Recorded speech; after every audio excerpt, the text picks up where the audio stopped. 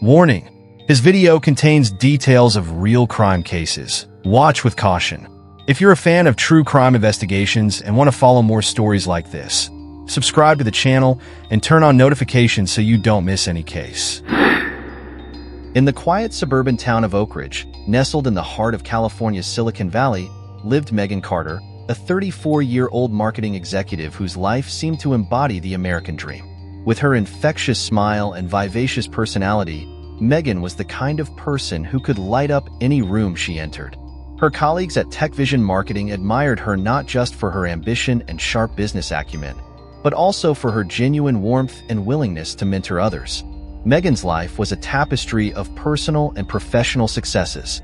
At work, she was known for her innovative campaigns that had put TechVision on the map, earning her a reputation as a rising star in the competitive world of Silicon Valley marketing.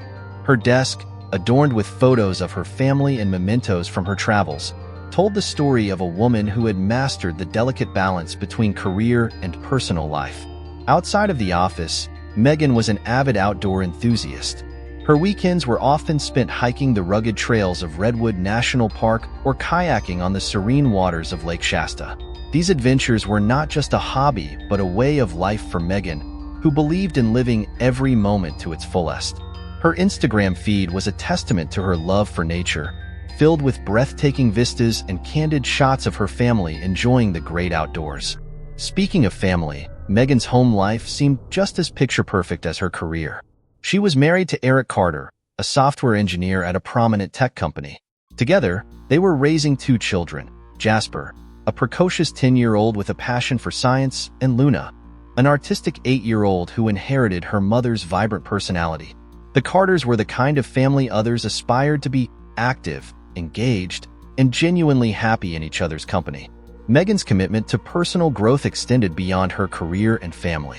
She was an active member of the Oak Ridge Book Club, where she indulged in her love for contemporary fiction, particularly the works of the enigmatic author Samantha Blackwood.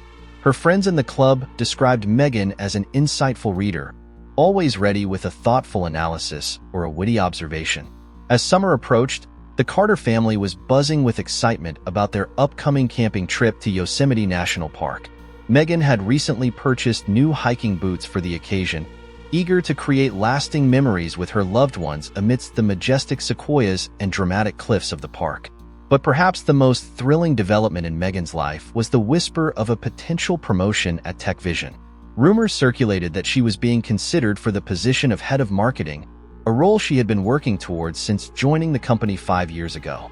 This promotion would not only be a testament to her hard work and dedication, but also a game-changer for her career trajectory. To those looking in from the outside, Megan Carter appeared to have it all: a flourishing career, a loving family, and a rich, fulfilling personal life. She was the embodiment of the modern American success story, a woman who had climbed the corporate ladder without sacrificing her personal happiness or values. Little did anyone know that beneath this veneer of perfection, dark clouds were gathering on the horizon. The idyllic life of Megan Carter was about to be shattered in a way that would shock the community of Oak Ridge and leave an indelible mark on all who knew her. The morning of July 8th, 2023, dawned like any other in Oak Ridge. The sun crept over the horizon, casting long shadows across the manicured lawns of the suburban neighborhood. At 6:15 a.m., Eric Carter's alarm clock buzzed, rousing him from sleep. He reached out, expecting to feel Megan's warm presence beside him, but found only cold sheets. Assuming she had risen early to prepare for an important meeting, Eric shuffled downstairs. The house was eerily quiet, save for the soft hum of the refrigerator. As he entered the living room, the scene that greeted him would forever be etched in his memory. Megan lay motionless on the plush beige carpet, her body contorted in an unnatural position. The room, usually a picture of order, was in disarray. The coffee table was overturned, shards of a broken vase littered the floor, and dark stains marred the carpet around Megan's still form. With trembling hands, Eric dialed 911. His voice, usually calm and collected, cracked as he spoke to the dispatcher. "My wife. I think she's dead. Please, you have to come quickly." The timestamp on the 911 call would later be noted as 6:23 a.m. Within minutes, The quiet morning was shattered by the wail of sirens. Two patrol cars from the Oak Ridge Police Department screeched to a halt outside the Carter residence, followed closely by an ambulance. Officer Sarah Thompson was the first to enter the house, her hand instinctively resting on her holstered weapon as she surveyed the scene. Paramedics rushed in, but their efforts were in vain. Megan Carter was pronounced dead at 6:42 a.m. The cause of death was immediately apparent: blunt force trauma to the head. The murder weapon, a heavy crystal paperweight that usually sat on Megan's home office desk, lay nearby, streaked with blood.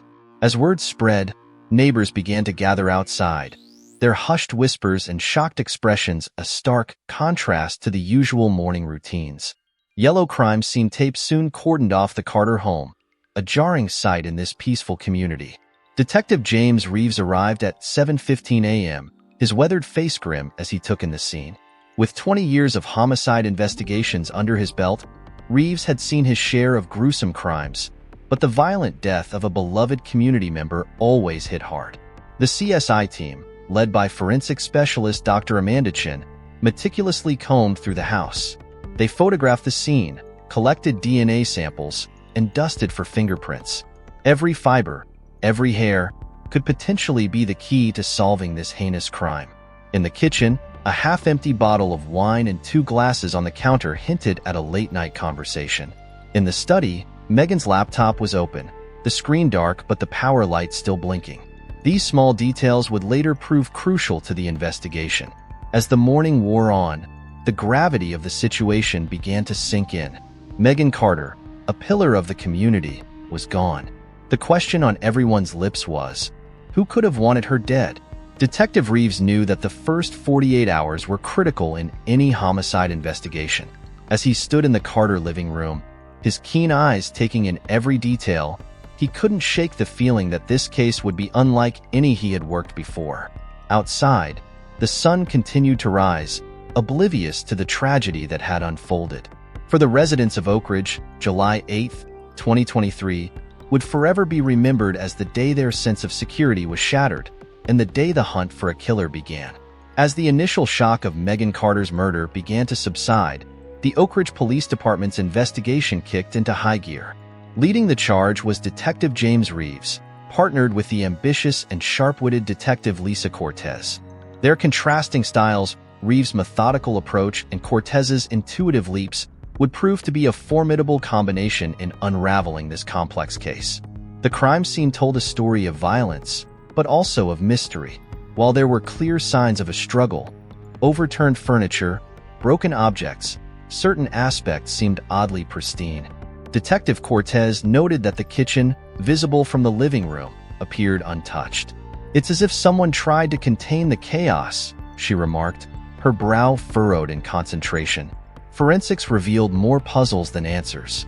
Dr. Amanda Chin's team found multiple sets of fingerprints throughout the house, most belonging to the Carter family and their regular visitors. However, a partial print on the murder weapon, the crystal paperweight, didn't match any known samples. This crucial piece of evidence would become a focal point of the investigation. As with many homicide cases, the detectives turned their attention to those closest to the victim. Eric Carter, Megan's husband, became the primary person of interest. It's a sad reality of criminal investigations that spouses are often the first suspects, and Eric's case was no exception. The interrogation of Eric Carter began at 2 p.m. on July 9th, in the sterile confines of Interview Room B at the Oak Ridge Police Station. Detective Reeves led the questioning, his calm demeanor a stark contrast to Eric's visible distress. "Mr. Carter," Reeves began, "can you walk us through your movements on the night of July 7th? Eric's account seemed straightforward. He claimed to have been working late at his office, returning home around 11:30 p.m. to find Megan already asleep. However, when pressed about the wine glasses found in the kitchen, Eric's composure cracked. After a long pause, he admitted, "Megan and we've been having some problems." It was then that Eric revealed a shocking detail. He and Megan had recently become involved in a partner-swapping arrangement with another couple, the Mitchells. This revelation sent the investigation in an unexpected direction. Robert and Angela Mitchell, respected members of the community. He a high school principal, she a pediatrician, were now drawn into the web of suspicion. Detective Cortez delved deeper into this aspect, uncovering a tangled network of relationships and potential motives. Text messages retrieved from Megan's phone showed increasingly tense exchanges with Angela Mitchell in the days leading up to her death. One cryptic message from Angela read, "This has to end. We can't go on like this." Meanwhile, financial records painted a picture of a family under strain. Despite their outward appearance of success, the Carters were deeply in debt.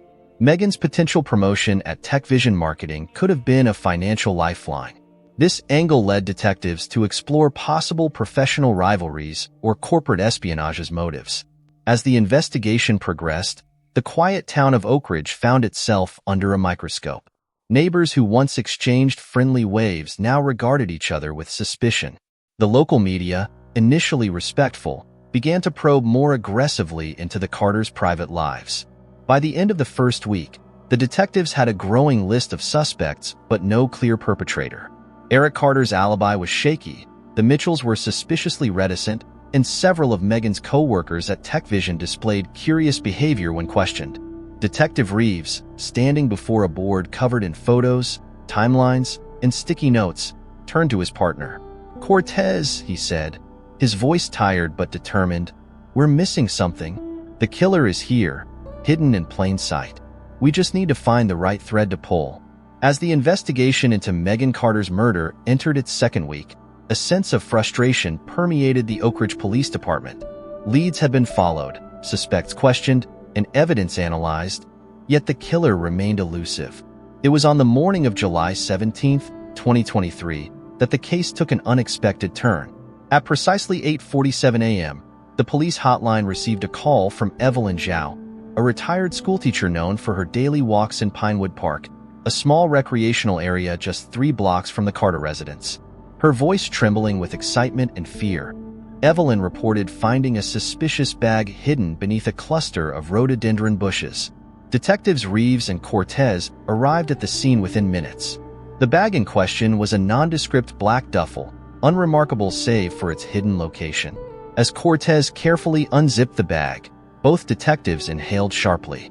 Inside were a pair of latex gloves, visibly stained with what appeared to be dried blood, and a high-end smartphone in a distinctive red case. The park was immediately cordoned off, transforming the quiet green space into a hive of police activity. As crime scene technicians meticulously combed the area, parkgoers watched from behind yellow tape, their morning routines disrupted by this new development in the case that had gripped their community. Back at the lab, Dr. Chun and her team worked tirelessly to analyze the newfound evidence. By nightfall, they had their first breakthrough. The blood on the gloves was a match for Megan Carter's DNA. Moreover, a second DNA profile was found inside the gloves, one that didn't match any samples in the department's database. The smartphone proved to be an even richer source of information. Although locked, tech specialists were able to determine that the phone had been purchased just 2 days before Megan's murder. More importantly, they managed to retrieve a series of deleted text messages that sent shockwaves through the investigation team. The messages, spanning the week leading up to the murder, were exchanges between the phone's owner and Eric Carter. They revealed a relationship far beyond the casual partner-swapping arrangement Eric had initially described. The tone was obsessive, with the sender expressing intense jealousy towards Megan and frustration at Eric's reluctance to leave his wife. One message, sent just hours before Megan's estimated time of death, chilled the detectives to the bone. "If I can't have you, no one will. This ends tonight." The recipient of these messages was not Angela Mitchell, as the detectives had initially suspected, but her husband, Robert. The revelation that Robert Mitchell, the respected high school principal, had been engaged in a passionate affair with Eric Carter added a new layer of complexity to the case. Detective Cortez, her eyes red-rimmed from hours of poring over evidence, turned to her partner. "Reeves, we've been looking at this all wrong. It wasn't about Megan at all. She was just in the way." As dawn broke on July 18th, the Oak Ridge Police Department prepared to make their move. Armed with a search warrant, a team led by detectives Reeves and Cortez approached the Mitchell residence. The quiet suburban street was soon filled with the flashing lights of police vehicles, drawing curious and concerned neighbors from their homes. Robert Mitchell, disheveled and visibly shaken, was led from his house in handcuffs at 7:23 a.m. As he was placed in the back of a police cruiser, his wife Angela watched from the doorway, her face a mask of shock and disbelief. The case that had seemed so opaque just days before was now racing towards a resolution. But as Detective Reeves knew all too well, in homicide investigations, answers often lead to more questions. The truth behind Megan Carter's death was finally emerging, promising to shake the foundations of Oak Ridge's tranquil facade. The arrest of Robert Mitchell on July 18, 2023, marked a pivotal moment in the Megan Carter murder case. As news of the high school principal's apprehension spread through Oak Ridge, the community struggled to reconcile the respected educator's public image with the allegations now leveled against him. The interrogation of Robert Mitchell began at 9:15 a.m. in the same room where Eric Carter had been questioned just days earlier. Detective Reeves, his voice steady and measured, laid out the evidence. The incriminating text messages, the DNA found on the gloves, and the suspicious behavior observed in the days following Megan's death. For hours, Mitchell maintained his innocence, his demeanor alternating between indignant anger and quiet desperation. It wasn't until Detective Cortez produced printouts of the recovered text messages that his resolve began to crumble. At 2:47 p.m., Robert Mitchell's composure finally broke. "I loved him," Mitchell sobbed, his head in his hands. "Eric and I? It wasn't supposed to be like this. Megan wasn't supposed to be there that night."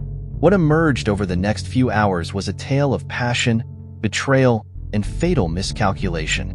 Mitchell confessed that he and Eric Carter had been involved in a secret relationship for months, far more intense than the casual arrangement they had portrayed to their wives. On the night of July 7th, Mitchell had gone to the Carter home, intending to confront Megan and convince her to leave Eric.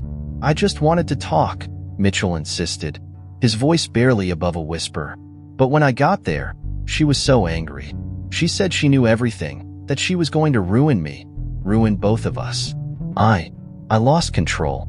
The confession painted a grim picture of the events that unfolded in the Carter living room. A heated argument had escalated into physical violence, with Mitchell claiming that Megan had struck him first. In the struggle that followed, he had grabbed the crystal paperweight and struck her repeatedly, only realizing the magnitude of his actions when it was too late. As Mitchell's confession continued, more details of the case fell into place. The wine glasses in the kitchen were explained. Megan had indeed been awake when Mitchell arrived, having waited up to confront her husband about the affair she had uncovered. The careful cleaning of certain areas of the crime scene was Mitchell's panicked attempt to remove evidence of his presence. The smartphone found in Pinewood Park had been hastily discarded by Mitchell as he fled the scene, along with the gloves he had worn. His choice of hiding place was not random. As the principal of the local high school, he knew the park well and believed the items would remain hidden until he could retrieve them. Eric Carter, upon learning of Mitchell's confession, was re-interviewed. Overcome with guilt and grief, he admitted to his role in the deception that had led to his wife's death. While he had not been present during the murder, his lies and evasions in the days that followed had significantly hampered the investigation. On July 20th, 2023, Robert Mitchell was formally charged with the first-degree murder of Megan Carter. The district attorney's office, citing the brutality of the crime and Mitchell's attempts to cover it up, announced they would be seeking the maximum penalty. As news of the charges broke, Oak Ridge found itself thrust into the national spotlight. Media trucks lined the once quiet streets, and reporters clamored for statements from shocked neighbors and colleagues. The case that had begun as a local tragedy now threatened to expose the hidden fault lines running beneath the surface of this seemingly idyllic community. For Detectives Reeves and Cortez, the arrest and confession brought a bittersweet sense of closure. While the killer had been caught, the revelations of the past few days had left a trail of shattered lives in their wake.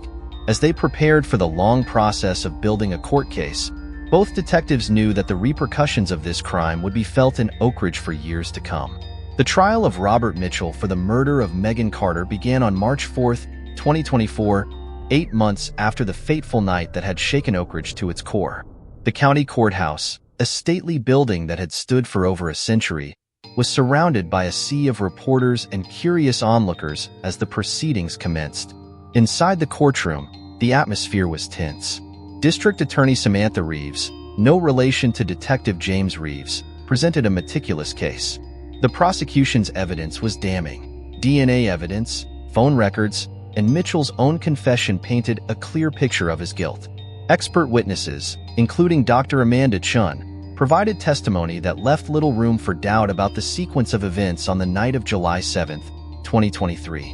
Mitchell's defense team, led by prominent attorney David Goldstein, attempted to portray their client as a man driven to temporary insanity by passion and fear. They argued that the killing was not premeditated, but rather the tragic result of a confrontation gone terribly wrong. Goldstein's impassioned plea for leniency resonated with some jurors, but the weight of evidence proved overwhelming. After a grueling 3-week trial and 2 days of deliberation, the jury returned with their verdict on March 27, 2024. Robert Mitchell was found guilty of first-degree murder. On April 15th, he was sentenced to life in prison without the possibility of parole. The conclusion of the trial brought a measure of closure to the Carter family and the community of Oak Ridge, but the scars left by Megan's murder ran deep. Eric Carter, his role in the events that led to his wife's death now public knowledge, faced his own legal troubles for obstruction of justice. He received a suspended sentence and probation, but the court of public opinion proved far harsher. Unable to face his neighbors' scrutiny, Eric sold the family home and moved with his children to a small town in Oregon, seeking a fresh start. Angela Mitchell, her life turned upside down by her husband's actions, filed for divorce and left Oak Ridge shortly after the trial. Friends reported that she had taken a position at a hospital in Seattle, determined to rebuild her life away from the shadows of the past. The ripple effects of the case extended far beyond those directly involved. The Oak Ridge School Board implemented stricter background checks and monitoring policies for all staff, a direct response to the revelation that one of their most trusted employees had harbored such dark secrets. The local police department, recognized for their handling of the high-profile case, received additional funding for training and equipment. In the years that followed, Oak Ridge slowly began to heal. The community, once divided by suspicion and shock, found unity in their shared experience. An annual charity run was established in Megan's memory, with proceeds going to support victims of domestic violence. Detective James Reeves, reflecting on the case during an interview on its 5th anniversary, summed up the lasting impact. The Megan Carter case reminded us that even in the quietest neighborhoods, darkness can lurk behind closed doors. But it also showed us the resilience of a community, how people can come together in the face of tragedy. As for Megan Carter, her legacy lived on not just in the memories of those who knew her, but in the changes her death had sparked. A scholarship in her name was established at the local community college, supporting students pursuing careers in marketing and communications. Her story became a cautionary tale, a reminder of the importance of transparency and trust in relationships. The quiet streets of Oak Ridge eventually returned to their normal rhythm, but beneath the surface, a vigilance remained. The town had lost its innocence, but in its place grew a stronger, more aware community, forever changed by the summer when tragedy struck at the heart of their seemingly perfect world.